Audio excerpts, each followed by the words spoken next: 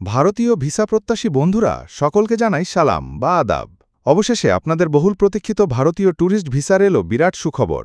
নতুন কিছু নিয়ম পরিবর্তন ও শর্ত যুক্ত করে বাংলাদেশি নাগরিকদের জন্য ট্যুরিস্ট ভিসা চালু করল ভারত সরকার। এখন থেকে সকল বাংলাদেশি নাগরিকদের জন্য নতুন নিয়ম ও শর্ত সাপেক্ষে ভারতীয় ট্যুরিস্ট ভিসার জন্য আবেদন করতে পারবেন।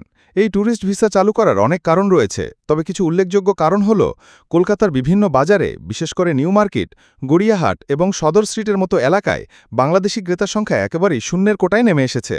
এই এলাকাগুলোর ব্যবসায়ীরা, যারা মূলত বাংলাদেশি ট্যুরিস্টদের উপর নির্ভরশীল ছিল, সেখানে এখন তাদের বিক্রি প্রায় ৬০ থেকে ৮৫% পর্যন্ত কমে গেছে। সাথে ক্ষতি হয়েছে কলকাতার হোটেল, গেস্ট হাউস এবং পরিবহন ব্যবসার।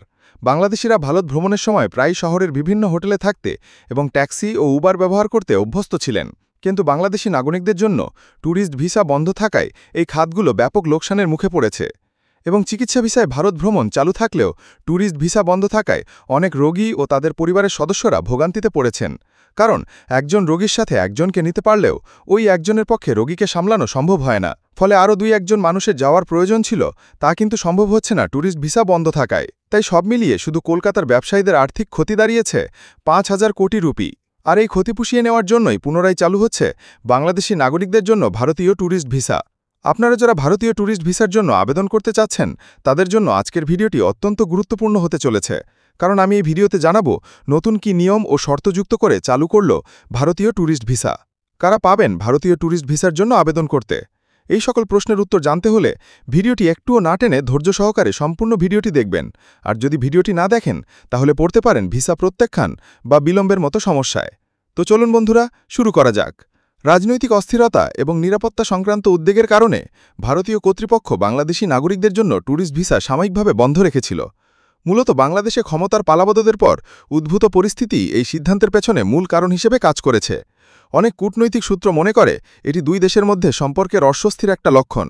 আরও কারণ রয়েছে, সেগুলি হল আইন ও শৃঙ্খলা পরিস্থিতির অবনতি, ভারতীয় ভিসা কেন্দ্রে বিক্ষোভ, নিরাপত্তা সংক্রান্ত সতর্কতার কারণে ভারত সরকার বাংলাদেশি নাগরিকদের জন্য ট্যুরিস্ট ভিসা বন্ধ করে দিয়েছিল। এখন সব অপেক্ষার অবসান ঘটিয়ে পুনরায় চালু হচ্ছে বাংলাদেশি নাগরিকদের জন্য ভারতীয় ট্যুরিস্ট ভিসা। যে কারণে ট্যুরিস্ট ভিসা চালু হলো সেগুলি হল ভারতীয় পর্যটন, বিশেষ করে পশ্চিমবঙ্গ, আসাম এবং ত্রিপুরার অর্থনীতি বাংলাদেশি পর্যটকদের উপর ব্যাপকভাবে নির্ভরশীল।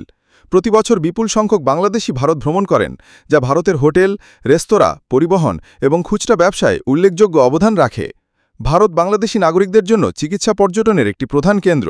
প্রতি বছর কয়েক লক্ষ বাংলাদেশি চিকিৎসার জন্য ভারতের বিভিন্ন হাসপাতালে যান, যা দেশটির স্বাস্থ্য খাতে থেকে বিপুল পরিমাণ রাজস্ব আয় করে।